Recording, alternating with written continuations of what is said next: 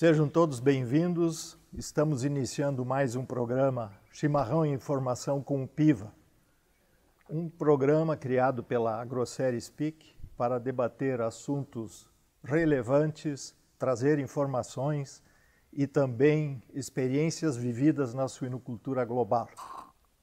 E nada melhor do que poder contar com o amigo e colega multinacional José Henrique Piva, para debater o assunto que hoje será fluxo de produção, que com certeza nos permite, inclusive, mensurar a eficiência de um sistema de produção.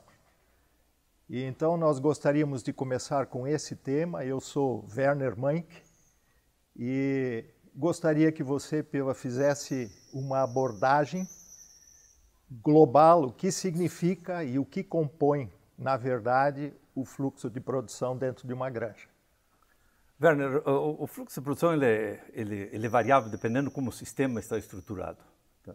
Mas normalmente inclui desde a parte de leitoas, disponibilidade de leitoas, como as leitoas são produzidas, como se tem uma granja de um sítio, 2 sítios, 3 sítios ou múltiplos sítios.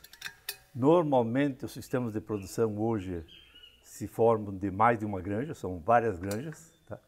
E isso faz com que o fluxo de produção tenha uma importância cada vez maior, porque não é mais somente uma granja que está envolvida no processo de produção. Todas cooperativas, grandes empresas, sistemas integrados, eles hoje em dia trabalham com mais de uma granja. Tá? E é muito importante definir o fluxo de produção para não ter nem falta de espaço, nem ter mais produção do que, ou não ter a produção e ter os espaços suficientes. Tá? Então o fluxo de produção inclui desde as leituas até a entrada dentro da granja, como elas são introduzidas, como elas são preparadas, e depois toda a parte de leitão desmamado e a parte de animais de abate, ou seja, da parte de terminação, conhecido como engorda. Na verdade, então, significa preparar a granja de uma forma tal que ela possa extrair tudo, em termos econômicos, não ter furos de cobertura, de poder fazer, inclusive, uma previsão do que essa granja é capaz de vender, do seu faturamento. Quer dizer, na verdade, o fluxo de produção resume tudo isso e permite ao produtor de ter uma visão global do que ele vai faturar no fim de cada mês ou de cada semana. Sim. É claro, Werner, eu acho que hoje em dia não tem mais espaço para ter uma granja ou ter um sistema de produção sem ter um orçamento, sem ter como você fala, uma previsão daquilo que vem pela frente. Eu acho que hoje em dia toda a granja ela tem que ter quantas coberturas eu vou fazer, quantos partos vou ter, quantos leitões vou desmamar, quanta ração que eu vou gastar, quanto eu vou gastar da energia, Isso hoje em dia é o mínimo necessário, ou seja, ter uma previsão ou ter um fluxo para prever caixa, tanto de saída como de entrada, para manter o negócio. Ou seja, eu acho que foi a fase que a gente fazia, vamos ver o que vai dar. Tá? Então, hoje em dia, essa já não tem mais espaço para essa fase. Não é que era uma fase que a gente deve culpar alguém por isso, mas era uma fase diferente de produção. Hoje em dia é muito mais... Faz parte da evolução, né? Faz parte da evolução. Necessidade, com margens cada vez mais apertadas, o produtor se obriga realmente a levar tudo mais na ponta do lápis e calculado, né? E toda vez que a gente começa a ter granjas que manipulam números, você vê também que a coisa começa a ficar mais difícil o controle. Tá?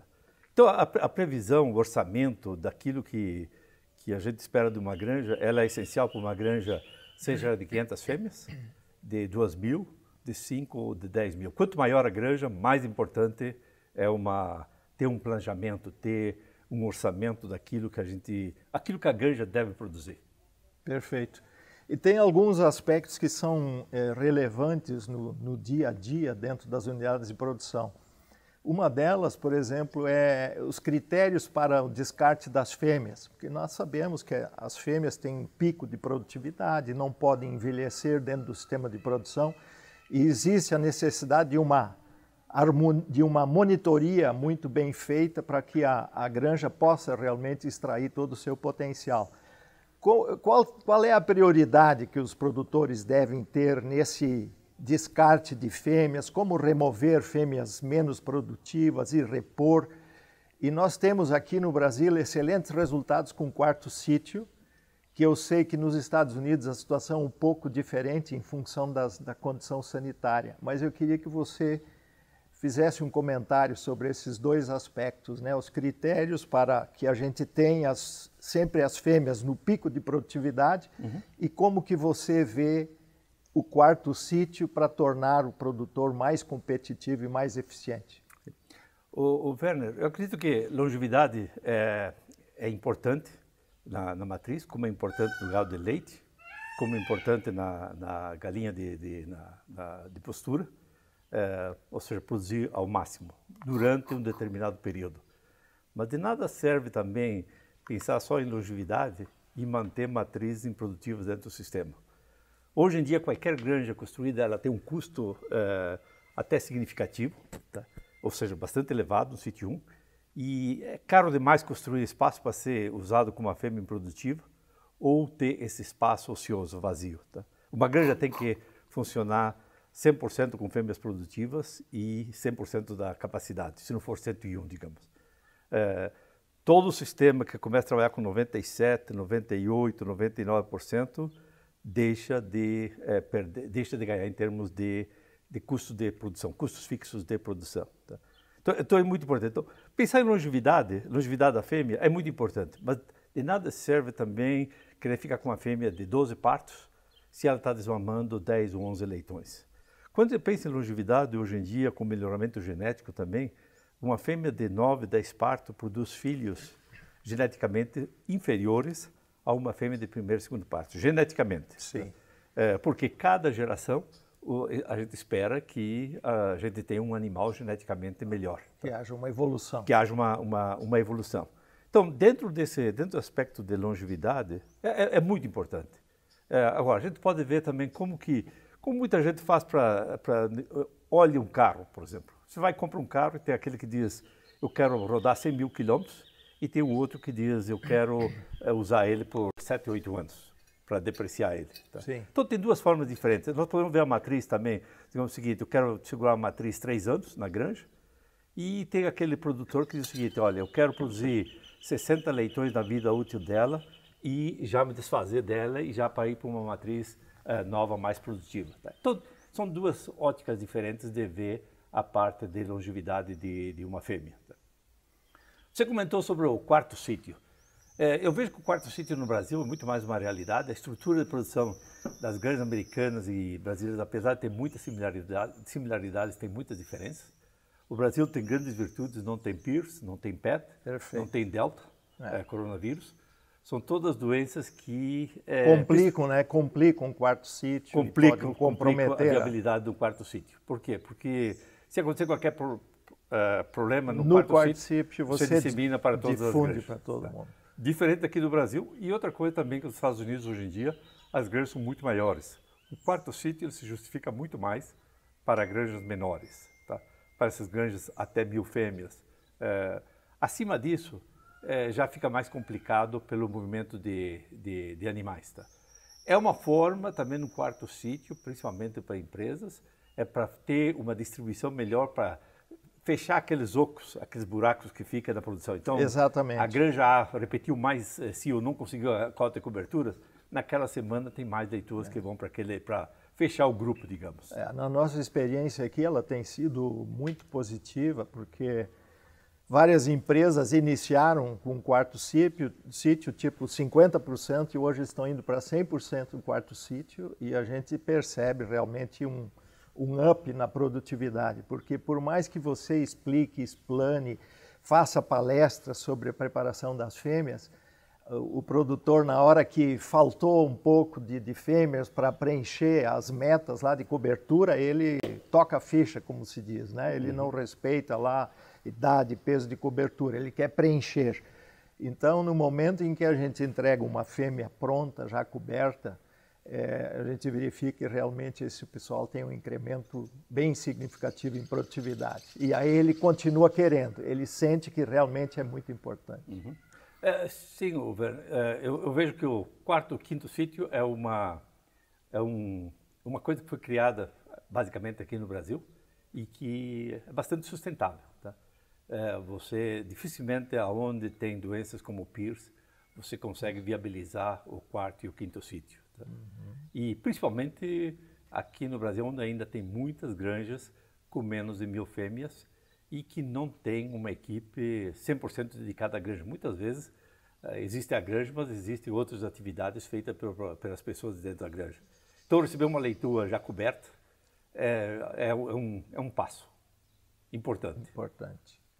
E mesmo nós sabemos que dentro do fluxo de produção nós temos uma série de manejos e coisas a serem controladas. Você vê diferenças hoje dentro das granjas dos Estados Unidos, num comparativo com o Brasil, em relação ao fluxo? O que você percebe que é diferente lá em relação ao que acontece no Brasil? A importância é a mesma? A forma como isso é conduzido? Acho que todo mundo dá importância hoje em dia ao fluxo de produção muito mais do que há 10, 15, 20 anos atrás. Tanto aqui como nos Estados Unidos. Que existem diferenças hoje, existem. Tá? O americano em si, se ele vê que ele está ficando com... Ele prefere ter algumas leituras a mais para ter uma certa segurança. Tá? Uma folga. Isso, uma folga do que estar trabalhando apertado e ter que estar usando fêmeas que já não são mais tão produtivas. Isso fez com que também a suinocultura melhorasse bastante quando o pessoal começou a olhar nesse aspecto aí. A gente tem que lembrar hoje em dia, todas as granjas novas construídas, elas têm não somente o pessoal da produção, mas também o pessoal da área econômica que está atrás dos números. Tá? E uma granja para se viabilizar um sítio 1, ela tem que produzir leitão. Não dá para ficar simplesmente com 5.000 fêmeas ou 4.900, onde a granja está desenhada para 5.000, não tem mais essa opção. Digamos. A granja tem que estar cheia. Produzindo a pleno. Produzindo a pleno. E no que tange, por exemplo, aos critérios de remoção das fêmeas, como que você ordena isso? Você olha o índice genético, você olha a ordem de parto, como você enumera os critérios que você adota para tirar uma fêmea do sistema de produção? Sim, Vernon, acho que a resposta depende. Se for uma granja de genética, por exemplo, uma multiplicadora ou uma núcleo genética, definitivamente que o descarte é feito, na sua grande maioria, pelo menos 50% do descarte é feito pelo mérito genético do animal, o índice que a gente conhece hoje em dia. Agora, se for uma granja comercial, já os critérios já são um pouco diferentes. Tá? Hoje em dia é difícil trabalhar numa granja de alta produtividade com menos de 50% de reposição. É muito mais entre 50% e 60%. Está acompanhando mais a situação de gado de leite. Uhum. A longevidade de uma fêmea de gado de leite, quando que ela deixa de produzir um X, ela sai do sistema. Sai do sistema. Uhum. É a mesma coisa que a parte de suínos, ou seja, as matrizes hoje elas saem mais cedo, mas mesmo saindo mais cedo, mesmo produzindo, deixando menos partos, elas desmamam muito mais leitões do que no passado. Tá? Não adianta ficar com uma fêmea 3 anos na granja, se um ano desse tempo ela está vazia na granja, comendo, ocupando espaço e não produzindo. O que a gente quer é que a cada 5 dias, 4 dias a fêmea desmamada, o que a gente quer a fêmea gestante, lactando, ou então naquele intervalo desmamacio de 4 ou 5 dias. Tá? Então o descarte hoje em dia tem o descarte voluntário, tem o descarte involuntário. O descarte voluntário é basicamente aquele descarte que você diz, essa fêmea está no 7º parto e ela não tem uma produção tão boa, ela já não está na média, eu vou descartar ela. E o descarte involuntário é aquela fêmea, digamos que inseminou 26, 27 dias depois, ela repete cio, um cio acíclico. Tá? Eu posso dizer o seguinte, que cada dia tem menos gente inseminando, menos grande inseminando fêmeas que abortaram, fêmeas que retornam, principalmente se for uma fêmea de 3º parto para frente. Se for uma de 1º, 2º parto ainda vai. O pessoal perdoa um pouco mais. Sim. Mas se for uma fêmea de 6, 7, 8 partos e ela repetir o cio, ou ela não deu cio com 5 dias de desmamada, ou ela é uma fêmea que teve problema na maternidade, não tem uma segunda chance, digamos. Então, o descarte, ele varia muito de granja para granja, dependendo se for uma granja multiplicadora de genética ou se for uma granja comercial. Se for uma granja recém-povoada ou se for uma granja já que está estável em produção. Tá? Hoje em dia, o pessoal, mesmo uma granja recém-povoada, o pessoal quer ter uma reposição um pouco mais puxada para não ter aquela parede lá na frente que você vai chegar lá na frente com muita fêmea de 5º ou 6º parto de uma só vez. Aí tem a necessidade de fazer uma grande taxa de reposição. Perfeito. Eu vejo, Piva, que uma das diferenças, né, que eu percebo é que o pessoal aqui no Brasil, os nossos clientes e suinocultores brasileiros estão mensurando muito mais do que antes todos os seus custos. E essas vindas que você tem feito 3, 4 vezes por ano, visitando os nossos clientes e abordando diferentes temas, tem contribuído muito para que essa cultura avance e crie novos parâmetros. Eu cito o exemplo do quantos quilos de ração nós estamos gastando para produzir um leitão desmamado. Quer dizer, era um parâmetro que antes não entrava em discussão, era apenas leitões desmamados fêmea ano. Então, você tem trazido essa visão antecipada em relação aos avanços em todas as tecnologias, inovações nas técnicas de manejo. Você tem trazido novos layouts para a edificação de granjas, possibilitando que a suinocultura brasileira, que os suinocultores brasileiros tenham uma visão do que está acontecendo lá, porque a gente sabe que em seguida vai acontecer aqui também. Nós queríamos, então, ao finalizar, te agradecer de uma forma muito especial, do fundo do coração, por todas as contribuições que você tem dado aos nossos clientes e à suinocultura brasileira. Grande abraço. Obrigado, Werner. De Gaudério, de Gaúcho. De Gaúcho. Muito obrigado, Werner. Sempre é um prazer poder estar aprendendo com todos. Muito obrigado.